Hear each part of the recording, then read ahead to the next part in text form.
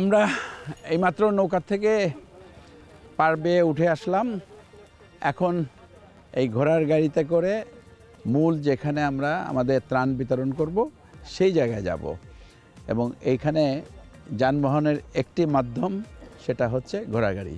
সাধারণত রাস্তার অবস্থা ভালো না, কারণ এটা মেঠো পথ। সুতরাং এই পথে হাঁটার সময় যেমন সাবধানে হাঁটতে হয়, গাড়িতে আরও সাবধানে যেতে হয়।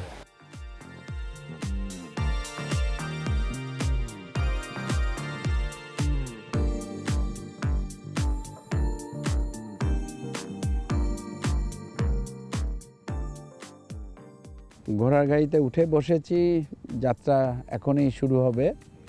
দুপাশে নানা ধরনের সবজি দেখছি, এখানে ধানও লাগানো হয়েছিল। আর যমুনার পাড়ে নির্মল বাতাস, খুব ভালো লাগছে।